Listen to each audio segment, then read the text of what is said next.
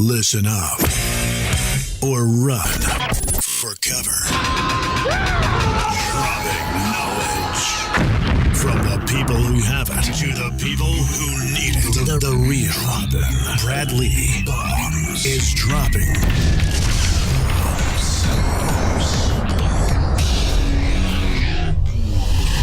What it is, Brad Lee back again with another episode of Dropping Bombs. Today in the studio, I have a fucking amazing guest for you folks. His name's Ryan Stewman, better known as the Hardcore Closer. What's up, Ryan? What's up, Brad? Man, I am glad that I texted you earlier today. I was looking at your stories on Instagram, and it's like, oh, shit, I'm in his town. I better hit him up and say what's up to him, because we've been meaning to run into each other for years now. Yeah. Well, I'm glad you did. Yeah, me too, man. I want to bring you and expose you to the Bomb Squad. Now, the Bomb Squad's basically billions of people all over the planet that listen to the Dropping Bombs episode. You know why? Have you ever heard it, by the way? Yeah, absolutely. Now, all we do is basically bullshit about things, and hopefully somebody can figure out, a solution to their problem. And you, like me, have had a lot of problems in life, but yet still you're making millions of bucks. You know, I was at a gentleman named Dr. George Pratt's office in La Jolla, California. He he's a psychiatrist. He works with Tony Robbins, Frank Kern, Phil Mickelson, Rob Dyrdek. Those are some of his clients that have been public about working with him. And he's known as one of the best. And he said, when I went in there, the first thing he said is, he's like, you're like a copper top battery that's been put in a flashlight backwards and somehow managed to still make the light come on. He's like, we're going to turn you around and get you fixed. So yeah, I've been through a lot of problems, and hopefully some of the value that we can drop today will help people escape their problems as well. Yeah, see, so excuses are generally the biggest problem people have. I think I said it on the way into work. I did a little Insta story, because people always ask me, what do I think makes the most... I like that. No, I shall leave you one. Most attribute, or what's most responsible for my success or people that I know? And I said it's A, being able to sell shit, and B, your mindset, which is basically what do you believe? Excuses fucking kill people. They kill dreams. They snatch dreams out of everybody that's made millions of dollars. You're probably one that's had a legitimate reason to make excuses, but you didn't. You ended up fucking winning anyway. Man, well, I pass every day on the way to my office. I pass homeless people with their signs out there, and is reminded of how fast things can come out from underneath you, and sure. And the life that I've grew up in, the life that I lived, there's no reason why I shouldn't be standing out there with a cardboard box, saying cardboard sign that says, help me, I'm struggling as well. I mean, you know this story, but just for the people listening, I was adopted at age 7. My adopted father was, he did the best he could do with what he had, but he was very abusive, and verbally and physically. Used to say things like, you're gonna drop out of school, you're gonna be on drugs, you're gonna be a loser the rest of your life, and it felt like he prophetically spoke those things over me, because all of them happened. I have an 8th grade education. By the time I was 19, I overdosed on cocaine and died. Luckily for me, the fire department was within 100 yards of the apartment that I died inside of. So when the person there called 911, they were there within a matter of seconds and brought me back to life.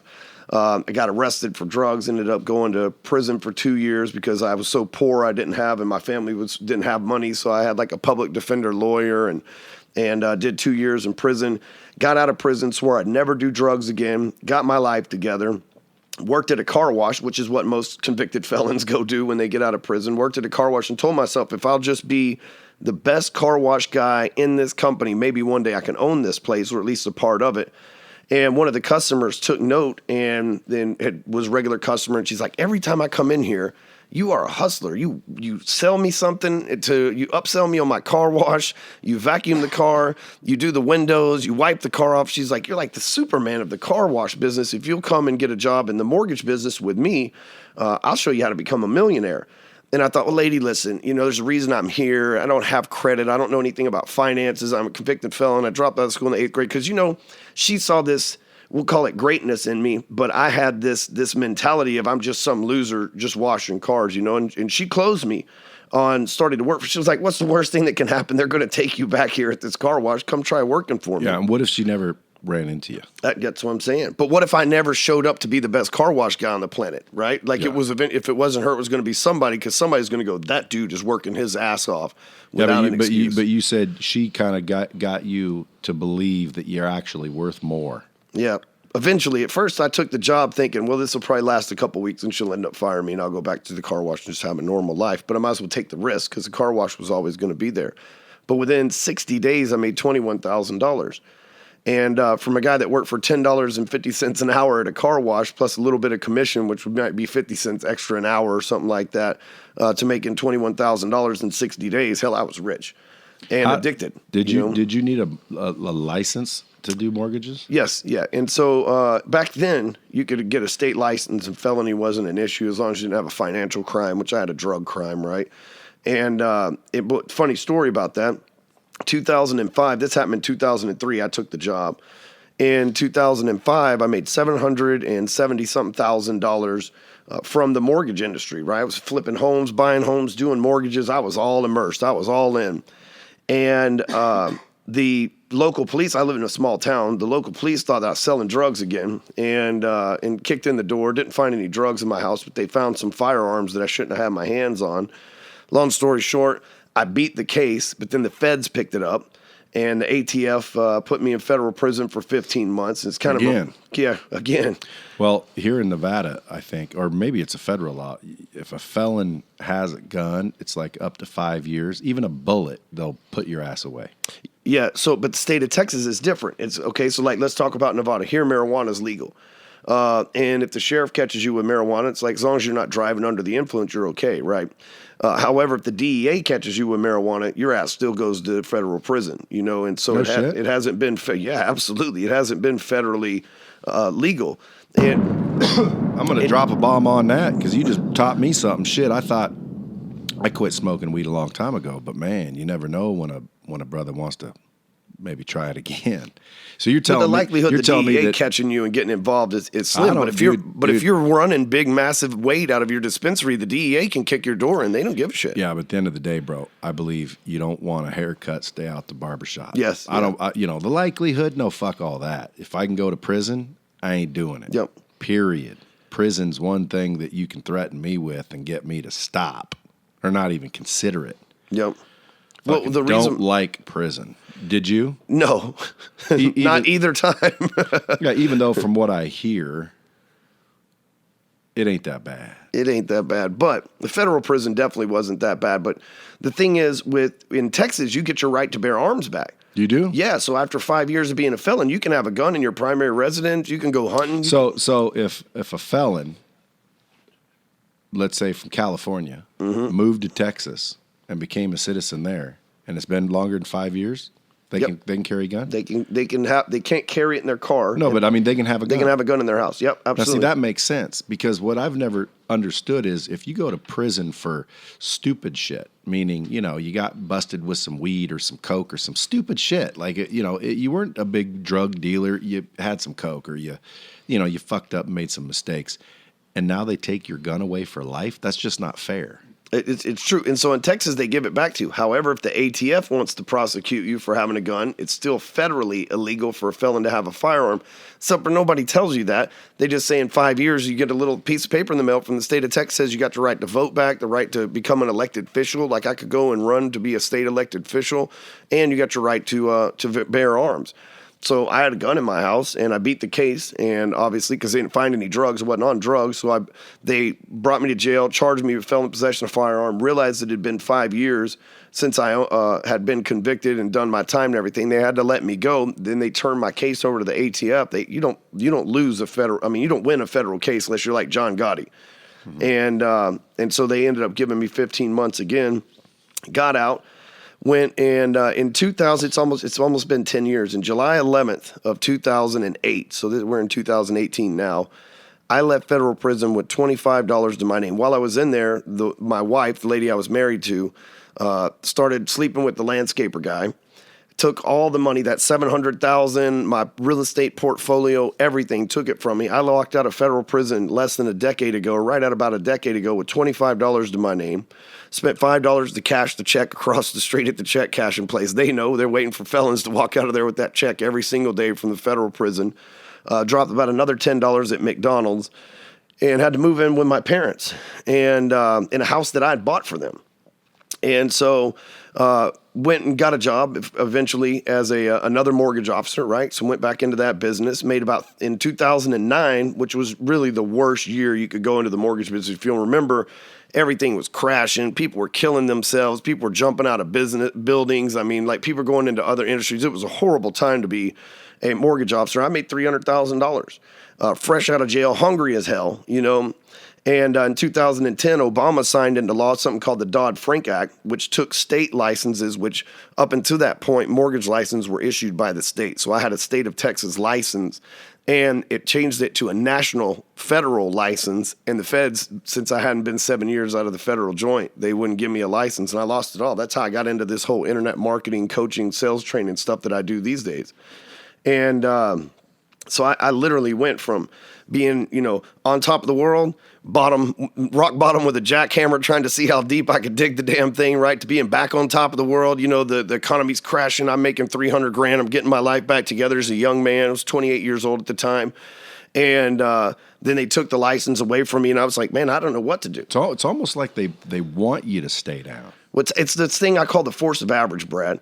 And it's like every time that you're going to do something great, the weight of the world is going to push you back because this planet's coded on being average, right? They need you to be average. Everything that they talk about is the average person this, the average income this, the average person thinks this way. So this whole planet is coded to keep you average. And if you're going to do great things, there's going to be a huge gravitational pull against you to get you go to, like I said, for every huge high that I had, there was a gigantic low that balanced it out, right? Which makes it average, right? Yeah. So if I'm doing things that are above average and then all of a sudden it pushes me below average, I end up back average again. And so that was like a recurring theme in my life. And so one day I met this guy that was a real estate agent that I did a lot of loans for. And he gave me some internet marketing DVDs from a guy named Ryan Dice. And Ryan Dice, he does that traffic conversion. Yeah, that's him. Yeah. And this was in 2011. And I went and watched these DVDs, and I put together, there wasn't click funnels, there wasn't lead pages. It was like you had to learn code to be able to build an internet funnel. And so I did that. I ended up building this whole internet funnel thing and made a little bit of money from it. And I had about $30,000 saved up, and I went all in on a pay-per-click campaign and lost it all. And ended up selling cars at the same time that I lost it all. Again, that force of average got me. Ended up losing it all, losing my life savings. Went and got a job selling cars. So my wife at the time had become pregnant, and with our oldest son. And I went and got a job selling cars so that in case something happened, I had insurance, right? In case my kid was born, he had some kind of birth defects. How'd you do doing that? And I was top producer at the car dealership, but I hated it. See, so let me ask you, man, do you think you can attribute a lot of your success to having the ability to sell something? Of course. Because if you weren't selling mortgages, you wouldn't have made shit. Yep. And this is what I don't get with people, man. I was good at selling car washes. You know? I know, but like there's so many people against sales, it blows my mind. Like I ask people and they're like, I hate sales. What is it that you hate? Because I think when I look around at everybody I know that's successful, they sold something at some point. That's what made them successful. They made enough money to do something. Even like look at Jeff Bezos. He's the number one salesman on the planet. Dude, he started out books, man. But I mean, he literally sells everything. Was books, and now it's everything. Yep. Like literally everything. And it's sales. So I keep telling people, man, they're out there, what can I do? What can I do? Learn to sell some shit. Speaking of learning to sell, so you don't teach sales anymore. It's a small portion we teach sales, but mainly it's like what we call modern day sales training. So we teach people how to sell online. I'm not a fan of cold calls. I don't like going and knock. I live in Texas. You knock on somebody's door uninvited, they'll pull a gun on you, and so we teach people internet sales. And so basically how to go generate. Which is key in this day and age. Well, the internet is the new TV, Facebook, social media, Instagram. It's TV now. Yep. Basically, you don't need to go to NBC, CBS and pay a shitload of money to advertise. You just get on Facebook. You just get on Instagram. You just get on Twitter. You can monetize all those. There's plenty of shows on TV that don't get as many views as this show right here that we're on. Yeah, so you've mastered it. Absolutely. And by the way, if any of you Bomb Squad listeners want to follow Ryan, you follow him at hardcorecloser.com. Go check him out. He's got a lot of blogs, a lot of free freaking nuggets. What about Instagram? At Hardcore Closer. At Hardcore Closer. I suggest you go check his ass out. And not only that, you're one of those dudes that give. Like, I don't know what you sell. That's like, normally you know what someone sells, but you don't necessarily know much more. He's the opposite. Go to the website, get in his newsletter. He's giving advice, information, tips. I see your stories. You're giving out freaking information left and right, and I've never heard you once say you sell something, even though I know you sell something. But it's almost like they're knocking on your door, aren't they? Yeah, well, that's it. So the reason why people think of me as a sales trainer, because I teach step 2. Sales training step 2, but really and so that's what I'm giving out there. The free information is how to sell stuff. But I think that everybody's a good salesperson. What they don't have is enough people to sell to. So that's why they revert to knocking on doors of strangers, networking parties where everybody's broke, hoping that cold calling, things like that. And so when they come to find out what our programs are about, I teach them lead gen and then how to pair that with the sales skills that they already have and the processes that we teach. So really, I'm the guy that teaches you. Because here's what I believe. If you're a salesperson that can generate your own leads, you get a job anywhere. And they will give you sign-on bonuses. And you can go tell, if you don't like your boss and he's giving you a hard time, you can tell him to go fuck himself, because you can go get leads and close deals anywhere. And that's what people are looking for in this marketplace. Sure. I mean, if you control the power. You control the power. And in every job I've ever had, they couldn't tell me shit. Because they're like, he doesn't need us. He's moving our product to his people with the leads that he's generated. Like, hell, we're lucky to have them. Dude, I used to like get away with murder because I was the best salesperson. People would get pissed off because I got this special treatment, and it was just because I sold a bunch of shit quick. Yep. But I'll tell you, the number one attribute that's contributed to my success is sales. Number one, I can't decide over mindset or sales, because another thing that stops people is they're like pussies or something. Limiting belief. Yeah, they just don't believe they can do it. I hate sales. I'm terrible at sales. Or, well, I don't want to quit my job because what if it doesn't work? And I always say, why don't you reverse that, bro? Why don't you get more worried about what if you don't quit your fucking job and you stay here your whole life? What if you stay average your whole life? Like, that scares me more than what if I fail? Well, shit, I'll try again some other day. But what if I don't do it? That's what drove me. So we fix someone's mindset and teach them to sell. I don't think there's anyone on the planet that can't succeed in a big way. It just depends on how big you think. I remember when I used to think $1 million a year, I'll be set. And then you find out that ain't shit. The government wants half of that right off the rip. Yeah, and then I got to $1 million. Then I got to $1 million a month, and I'm like, freaking! I thought that was the shit. Now I'm approaching $1 million a week, and I'm thinking that, dude, I'm just scratching the surface. Like, that really ain't shit. Yeah, I'm comfortable, but how do you get in the billions? I mean, that is a big number, $1 billion. And nowadays, it seems like everybody's a millionaire, doesn't it? A lot of people exaggerate these days, especially on the internet. A lot of people will say, oh, I've done $1 million in sales, but they're talking about, 100,000 the last 10 years or whatever the case. But the millionaire is like the new middle class, I believe. It's not like, we're a little bit older. So back in our day, somebody to say they made $100,000 or they were a millionaire or whatever, that was like some seriously impressive shit. Nowadays, $1 million in sales ain't nothing. I mean, it really isn't. And depends on the price of the product, doesn't it? And the profit from it, like the net profit from the product. But that's another thing. Yep. Profit matters, because I know people that sell $1 million in real estate and you only make $30,000. Well, I've had people try to like mad dog me or mean mug me or whatever that's called, where they're trying to front. We do $150 million a year. Yeah, but you net 2, dickweed.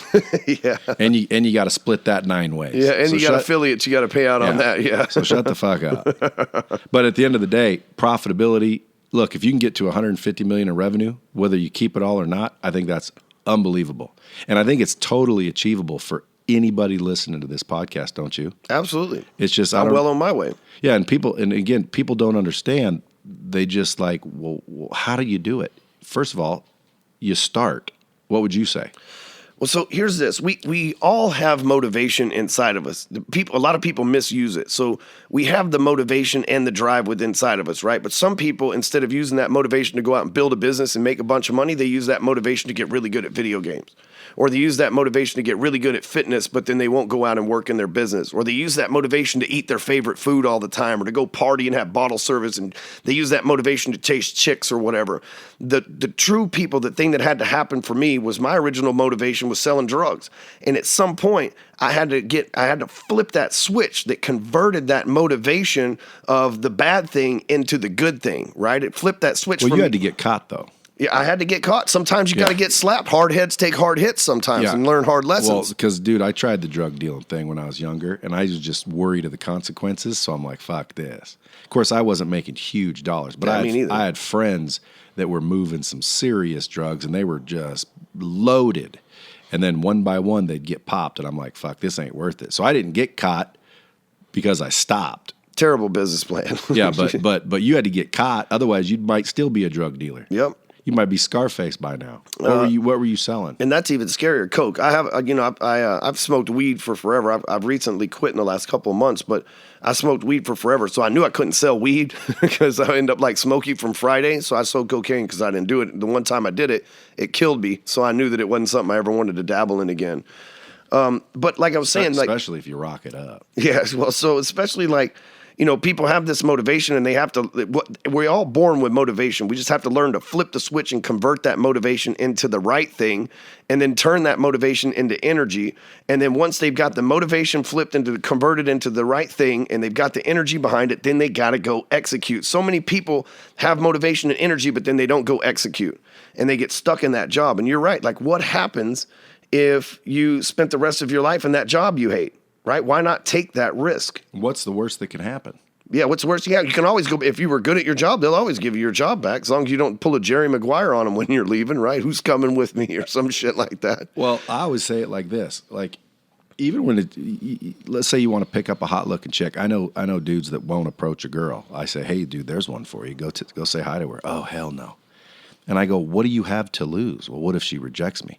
Then you have the same thing you have now, dickhead, which is nothing. That's it. So like you have an opportunity, but you're seeing it as risk, and that's why people don't take opportunity, because they see it as risk. Risk is opportunity. Usually the bigger the risk, the bigger the opportunity.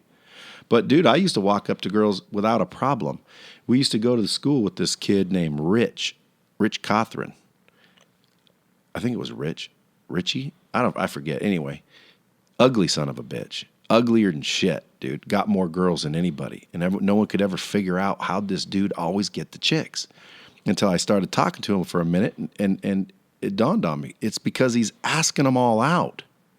He asked every single girl out. He's taking the swings. He took the swings, bro. When you work at a car lot, what do you do? Hey, you take ups. Yep, every day, thousands. We would wash on some Saturdays. We wash 1,000 cars. Even at the car wash, we would wash 1,000 to 1,200 cars on a Saturday, and it was my job to upsell every single one of them. That's where I cut my chops and learned how to upsell people into things, man. Because you're talking to that many people that quick, you have to have a fast pitch down, and you got to be able to move quick, and you have to offer every one of them, or you'll starve to death. And you can't be afraid. Yep. To frickin' start out, because you're going to end up with the same thing you had before you started. So what's the fear? What are you afraid of?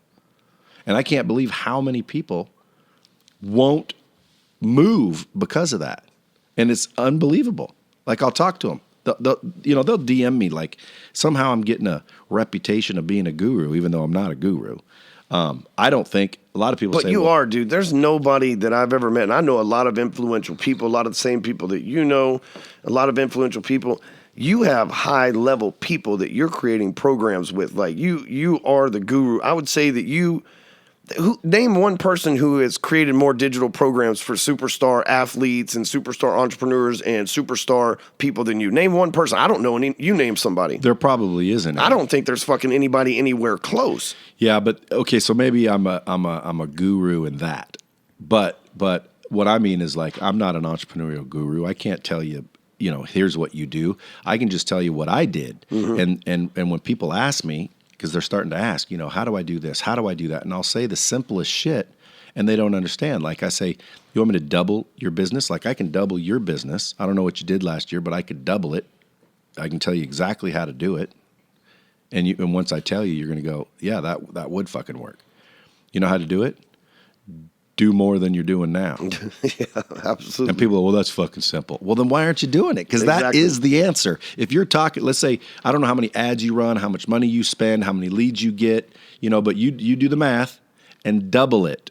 And I'll bet you double your income. We've done that every year. So so you know it works. Yep. So I always say do more and get better. Getting better means, if I talk to 100 people and I close 20 on average, and I want to do more, I just talk to 200 and I'll close 40 more than likely. If I want to do more, just keep going. Now, eventually, I'm out of time. I only have so much time. You got to leverage. Well, then I just get better, right? I get better first. So now when I talk to those same 100 people, I'm closing 40, not 20, because I'm better. I develop myself. I develop my game. I practice. I role play. I learn every rebuttal there is. And then pretty soon I'm really good and I'm maximizing my time. And then I scale. I just grab somebody, show them how to do it, and repeat. Because that's literally how you scale a business. And people, when I tell them, they act like, oh, come on, man, tell the truth. Like, that's fucking how you do it, isn't it? It is. I have a book on Amazon called Sell It and Scale It. And because I'm like, I agree with you. There's only a certain parts where you can talk to only so many people because you run out of time. Then you hire somebody else to help talk to the other people. Then you hire somebody else to help be the administrative coordinator to help set up better conversations for the people selling. I mean, you look around and you've got, I don't know how many employees you got running around here, but you've got a lot. Because you're out of time that you can personally use, so you start scaling. The scale is, a lot of people think of scale, like they just say, oh, you got to scale a business. Scale is balance, hiring administrative people versus sales people versus content creators and keeping that balance to where you can keep continuing growing that business. For the last 6 years in a row, my business has doubled in revenue every single year. And, from going from $150,000 to $300,000 a year, that's easy. Going from 300 to 600, that's easy. Then going from 600 to 1.2, that's easy. Going from 1.1 million to 2 million, that's pretty damn easy too. But once you get up into 5 million, you're trying to go to 10 million is when for me, is when it starts getting like, okay, we've got to scale quick, fast, in a hurry because we've got to be able to do in 6 months what we used to be able to do in a year. And what do you think stops you? Nothing. Shit, I'm doing it. Hopefully I can triple it this year. Well, you can, and I just told you how. Yeah, but exactly. The scale, exactly. Adding more people to the sales team, adding more people. We hire and fire people all the time. One of the biggest problems I think as an employer is, especially in my line of business, because I teach people how to become entrepreneurs for the most part. Because if you're a salesperson, you can generate your own leads. You can go start your own business. You can do whatever. And a lot of the folks that work for us, they're like, well, shit, the stuff that I learned working from you, I'm just going to go do on my own. That's one of the things that I think a lot of us that are in the industry that I'm in, whether it be sales training or lead gen or whatever, we face because, and I'm happy for those people. I'm glad for them to go out and scale their own business and grow their own stuff. But at the same time, I'm like, damn it, now I got to start all over with somebody else from scratch, But again, nothing's kept me from doing it. We were spending $20,000 a month on Facebook and Instagram ads last year. Now we're spending $40,000 a month this year so that we can double our stuff. We're getting about 500 to 600 leads every single day so that we've got the sales team attacking them. Now we've got the back end, what we use a lot of robots, which is email automation, text automation, sales page automation, funnels, things like that, to where the sales team's only talking to people that are highest and best converting an opportunity to close them, and we let our robots do most of the sales. My robots outsell my sales team, actually. Yeah, I wouldn't doubt that. What about spending money? You afraid to spend money? Not at all. I just wrote a check for $30,000 to Frank Kern 2 weeks ago to go to his house for 2 days. See, there you go. That's another thing I tell people, and they don't get it. I'm here to see Marshall Silver. I wrote him a check a year ago for $30,000. That guy's giving me $150,000 back. You know how many people wouldn't write him a check? 99% of the public. They're afraid to. Again, same thing. They think it's risky. What if I don't get anything? That's their issue. That's their internal issue because you get the information from these people to go do stuff, but a lot of people won't execute. Yeah, well, it boils down to people are just afraid to spend money. When I started this company, I was, I had to park my car 4 blocks away. I had repos out, obviously I kept within that 90, 120 days, like I'd get some money, make a payment. But I was constantly behind on everything. And then I finally got it up to where I was making about 10 grand a month. And I took half of it, hired somebody and said, now let's get back to 10. Twice as fast. There's 2 of us now. Yep. And then as soon as I got back to 10, I went to 3 and then 4. And I just kept spending the money. And everybody, usually being broke as long as I was, they'd start making 10. Well, guess what? Now they'd get a little furniture. They wouldn't hire nobody. Shit, I just started making enough for myself. I ain't spending it. I'm going to start eating. I'm fucking tired of Top Ramen. And they won't spend it. They'll save it. People get in that save mode. And money, if you can't spend it, is worthless. Money has to keep moving. Money sitting in a bank account somewhere, it's useless, right? If it's just sitting in an account somewhere, it's useless. It has to keep moving. I teach my 3 little boys that all the time. As soon as you get money, you need to go figure out some way to keep it moving. Money has to transfer hands.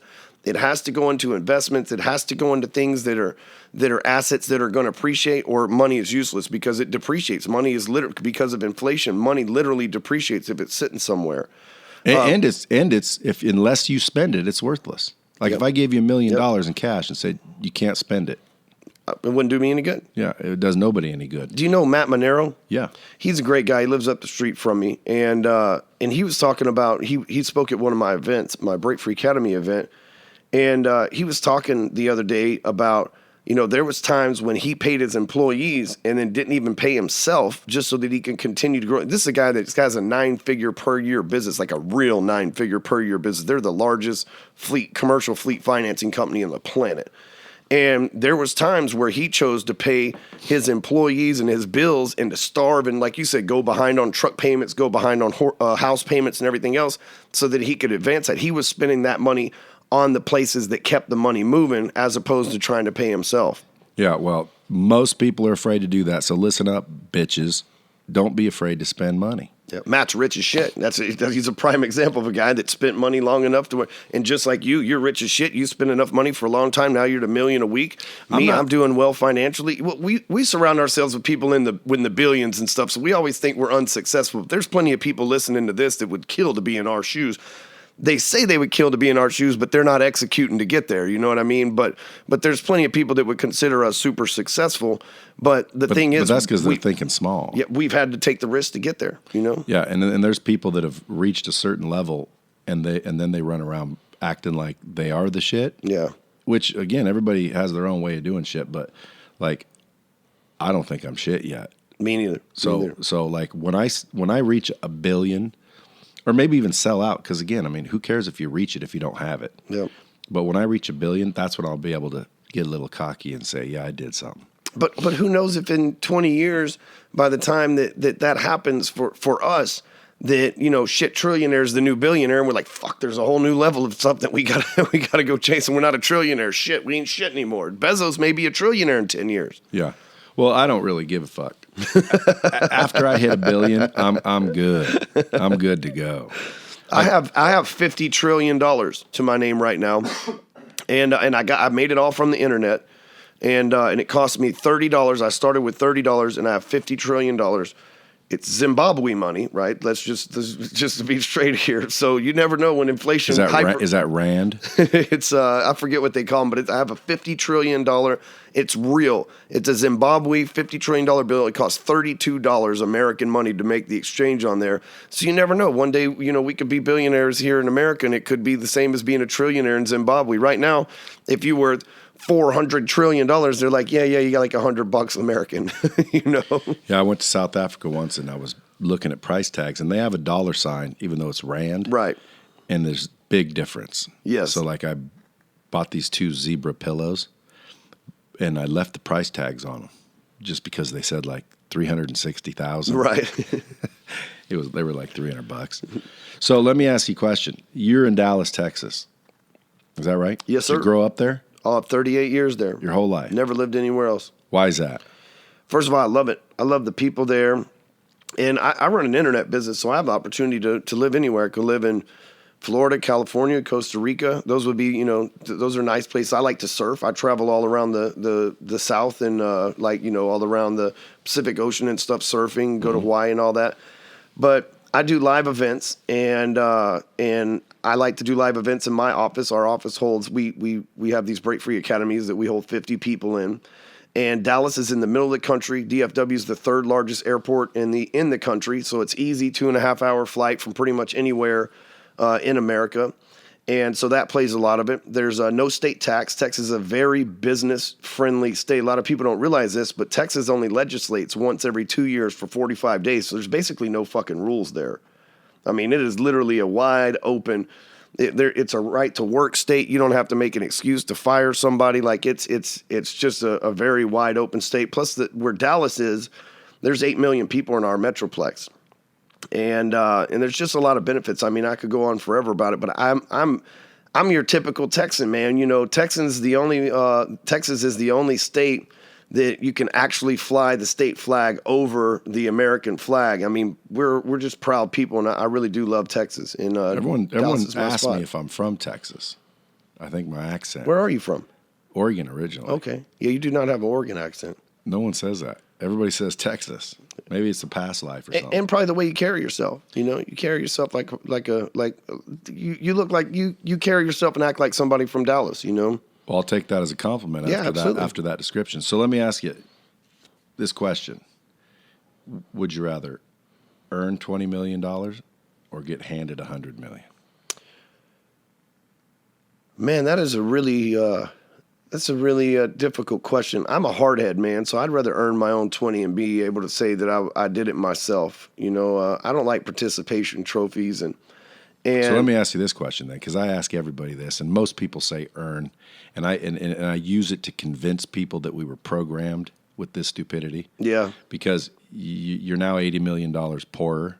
Right. And no one gives a fuck that you earned it or didn't earn it. That's true. And if that was the case, how come you're not over in Afghanistan earning your freedom? True. And why wouldn't I take the $100 million and turn it into $200 million, $300 million and earn that? Yeah. Right. You're right. Yeah. So That's now I ask you again, what would you do? I'll take the $100 million. Exactly. Yep. And see, the hardheads won't fucking change their stance. They want to know, I just got to earn it. And I always say, well, bro, how come you're not with a rifle? Let's go more. You're right. Not to mention, well, if I earned it, I would have learned.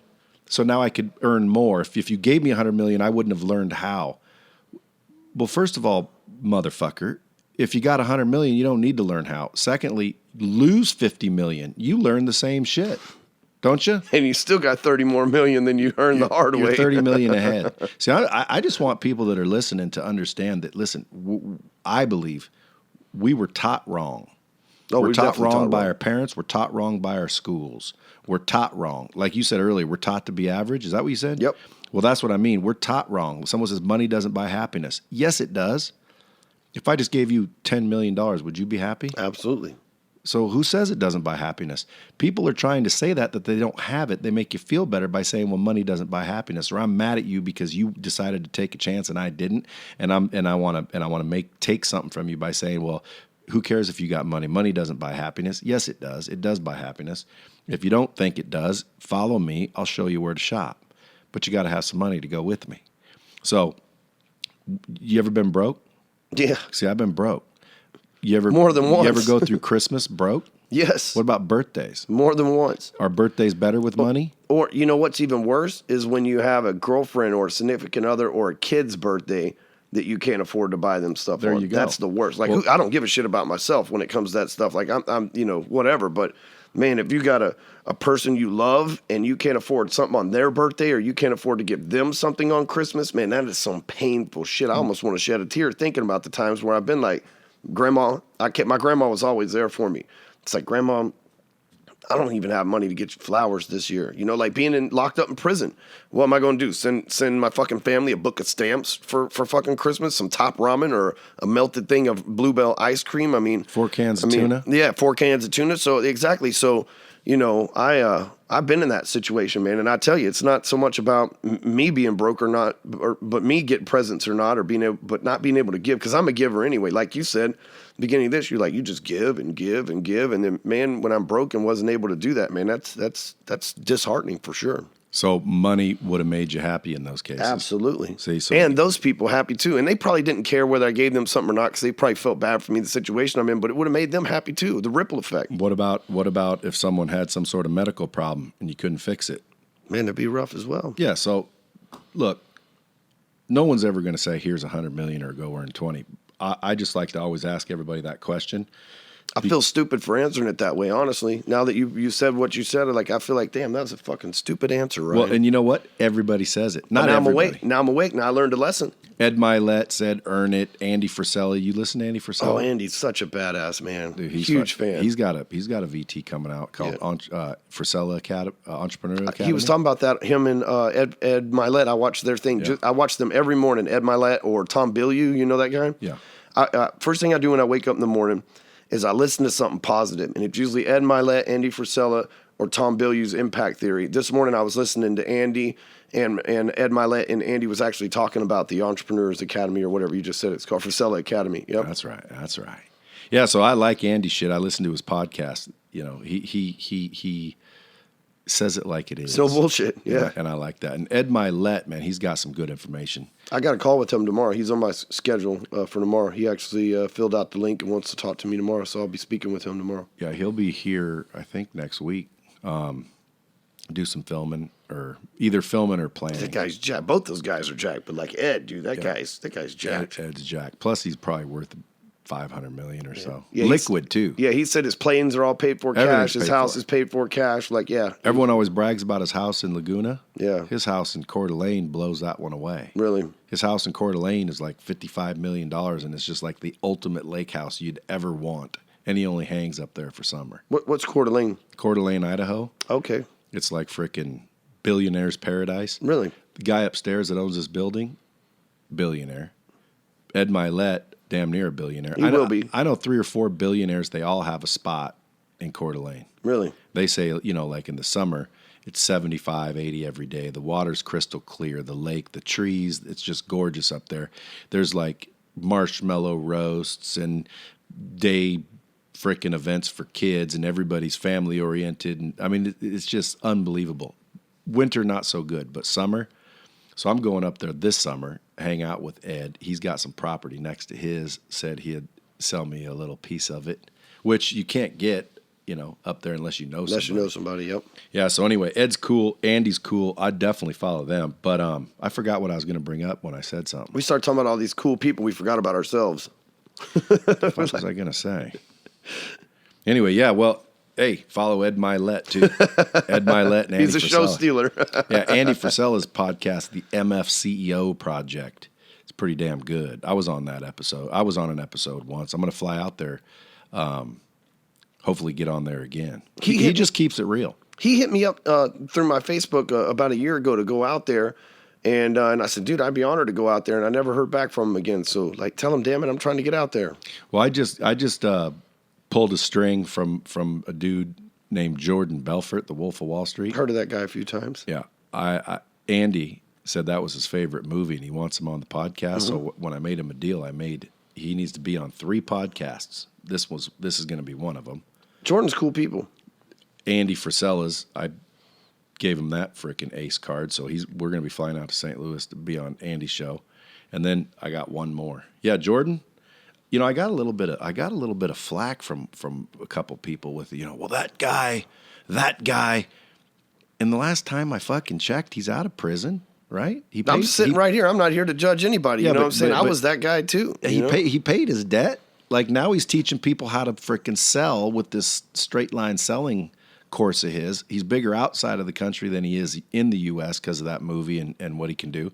And from what I hear, because I talked to a couple people in the sales industry now and again, that straight line persuasion selling or that straight line selling system he has is bad to the bone. It is. If you haven't listened to Jordan, here's the thing about Jordan Belfort.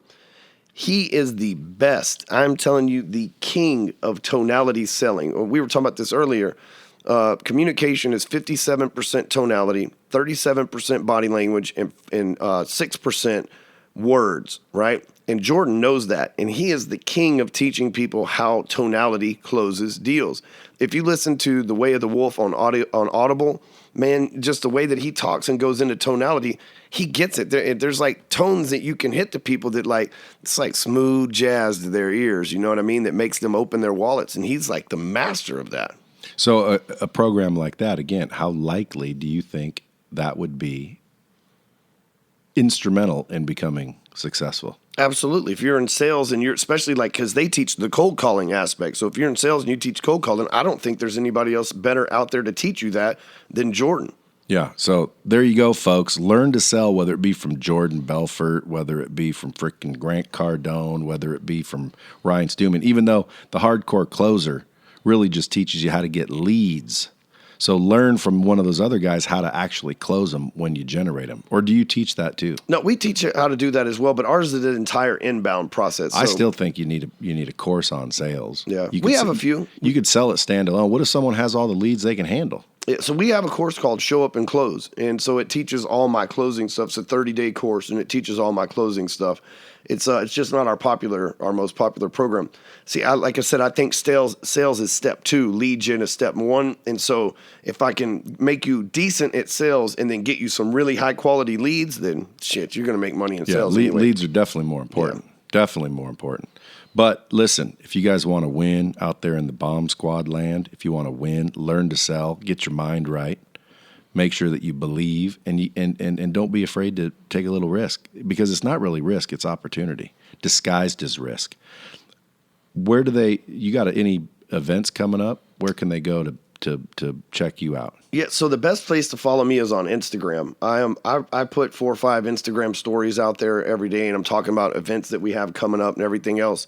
I have a blog, hardcorecloser.com, over 1,500 blog posts on sales, marketing, closing, text replies, email marketing, like you name it, it's on there. And the thing about hardcorecloser.com is for the people listening to this, use the search bar. Whatever you want to know about, go to hardcorecloser.com and search for it, and it will show up. I have been writing on that blog since 2012, and we update everybody through. Once you get on the blog, that's how we get you. We pixel you. We run ads to you. You see our stuff and our events and the things that are coming up all the time. Folks, go follow Ryan at Hardcore Closer. Like I said, you'll learn a lot of shit without buying anything. Matter of fact, I've never even heard you actually try to sell something. We do that on the back end through ads. That's how we get you. Well, go in there and get in that funnel then. That's it. People, get in that funnel, because I can tell you right now, I've read your articles. I got on your newsletter or whatever it's called. Mm-hmm. Let's call it a mailing list. Yep. I got on your mailing list. And I don't you're not incessant. When you send shit out, it looks like there's value in it, and you're, good about it. There's some people that just will blast you. Like literally, there's 400 emails a day in your inbox, and you're not one of them. Yeah, I don't want to. Andy Frisella said this the other day on the MFCEO podcast too. He's like, if I don't have something cool to say that's actually going to add value to people's lives, I'm not going to email you. Every now and then I got like a cool program coming out, I might want to sell you or whatever, but if I don't think it's going to add value to you, I'm not going to post on Facebook about it, or I'm not going to get on Instagram about it, or write a blog about it, or send an email out. If I don't think it's going to add value to somebody that's going to read it, then I'm not going to send it out there. So let me ask you, so you got out of prison, then you went back to prison, then you got back out of prison with $25. Your ex-chick took all your shit. I mean, these sound like a lot of excuses that people could have used to stay down and bitch and moan or rob and steal and go the wrong direction. But you took that $25, you stayed at your parents' house. How'd you end up getting back? So I worked, and sales. I made sales. And so there's another one, folks. Remember, if you ain't learning to sell, you might as well, you're going to be in hell. And then when I lost my financial license because, the whole Fed going to NMLS, going to national licensing system in the mortgage world, I learned how to sell online. I knew at that point I needed to learn something, and I needed to invest in myself, and I needed to learn something that was unregulated, no license, no boss, nobody to be able to keep their thumb over me or hold me back in the future or anything else. And that's how I got into internet marketing. And I was one of the top loan officers in the country. And so what I did was I just started teaching loan. I was like, hey, I'm one of those people, they say those who can't coach, right? And I literally couldn't because I didn't have a license anymore. So I started coaching loan officers on how I did the amount of loans that I did. And in 2009, I did 183 loans. And so I started teaching loan officers how I thrived in the worst economy for mortgage people ever. And people started buying my stuff. And I started teaching them. And then real estate agents would show up and say, hey, what if we move the loan officers out of the way and you just start teaching us? So I started teaching loan officers and real estate agents. And then after I'd been coaching for, these folks for 3 or 4 years, then coaches started coming up saying, hey, how do we become a consultant and a coach like you? And then it's just kind of grown from there. And now I feel like I can help everybody. We have business owners, coaches, consultants, realtors, loan officers. Like we have programs for all of them. And I would bet that I'm safe to say you got more than $25 in your pocket. Yeah, the bank did an assessment of me, and I have an 8-figure net worth now. So see, so folks, if you're listening and you have excuses, 10 years, 10 years, in 10 years from $25 to an 8-figure net worth. Yeah, and dude, he's got tattoos. There's all the cliche shit. The only thing that you're missing is black. If you were black and you could, use that as an excuse, because again, to me, I understand where people say white privilege, but at the end of the day, and I agree, racism exists. I agree with that shit, but I don't care if you're black. You still have no excuse, because there are no excuses. The only person stopping you, in my opinion, is you. You got to get past the mindset. You got to get past the excuses. You got to freaking take action. And you got to fucking learn to sell shit. And then you need to scale. Learn to scale. Don't be afraid to freaking invest in programs. What's your program cost? You said you have a Break Free Academy? Yes, you can go to BFA, as in Break Free Academy, entourage.com. It's $3,000 for an entire year. It's less than $8 a day. If a person can't invest that McDonald's value meal worth of money into themselves on a daily basis, well, then again, move out of the way. You're just not going to win. Yep. In my opinion, you might hit the lottery or you luck out with someone dying and leaving you something, but you're spending $30,000 over here for this guy to mentor you, $30,000 over here. That's a fraction. And everybody that I know that's successful pays serious loot for that type of thing. Absolutely. I mean, I spent $25,000 to go to the Genius Network. Yep, I know Joe. Yeah, so the Genius Network. Joe's the guy that introduced me to the doctor, Dr. Pratt, that I was talking to you about. That's how I got hooked up with Dr. Pratt. Yeah, so Genius Network, I stroked a check for $25,000 when I was there, and I've not even been back, not because I don't want to be, because I'm busy, but $25,000 for that one. Then there's this other one called Board of Advisors. You heard of them? No, I have not. So Board of Advisors is pretty cool, too. Who's that? His name's Mike Calhoun, but it's just a group of high-level type business people that ultimately first try to do business with each other. Mm-hmm. So when you go there, depending on what you do, more than likely, you're damn sure going to get business. You definitely get business. Duly noted. But it depends on what it is you're going to do. So yeah, you should check out Board of Advisors. I will. I think it might have went up to maybe $30,000, but $30,000 for a year. There's 4 meetings a year. You can go to every single one of them. There's high-level dudes there. Definitely need your business. Your business is good because everybody needs you. Like if I was you, I'd just be a networking son of a bitch. I'd be at all these masterminds just passing out cards. That's why I'm here in your office. That's why was at Matt Marshall's house earlier today. That's why I'm speaking at his event tomorrow. I've been on I love my family. I have 3 little boys and a beautiful. My wife is smoking hot. She's a 10. I mean, I'm so blessed to have her. I feel like she was literally coded for me too, because she puts up with my shenanigans and everything else. And this year I've been on the road more than I've been home, just because I'm out there networking, trying to double. Like I said, I'm trying to double what I did last year so that I can continue to hit that 200% ROI every year. So more hands you shake, more money you make. That's it, man. We say that all the time, don't we, Pat? I invented that. See, I'm older than y'all. So, folks, listen. If you're afraid to spend money, you're probably not going to go anywhere. Scarcity mentality never made anybody rich.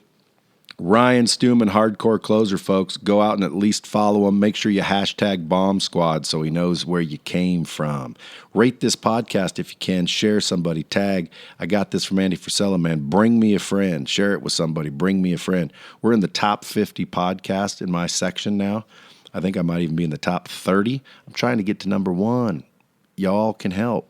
Go bring me a friend. Rate and review the podcast. Do you have a podcast? Yeah, the Hardcore Closer podcast. We're top 10 on careers in iTunes. So. Yeah, go follow, go subscribe to his podcast. That's another thing, dude. I think podcast is about to blow up too. They are. You know what? Here's the thing. Don't come subscribe to mine, but just think about this for a minute. Brad's talking about making $1 million a week, but yet he's taking time out of his busy schedule every single week to bring you this bomb dropping content. The least you can do is take your lazy ass over to iTunes and leave them a review so that more people can have these bombs dropped in their life. I mean, that the least you can do.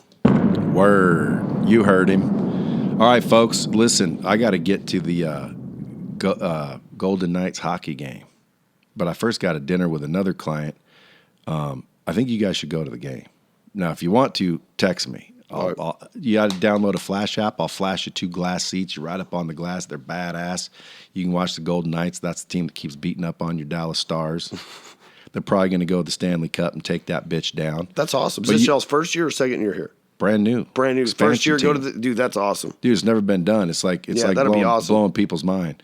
We got Marc-Andre Fleury as a goalie. We've got Saban. So we got some good players. They just made a few trades I didn't like, but whatever.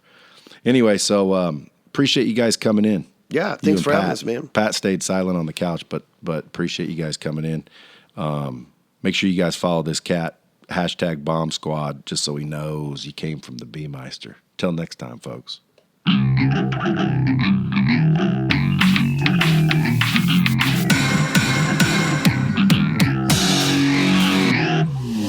that's it.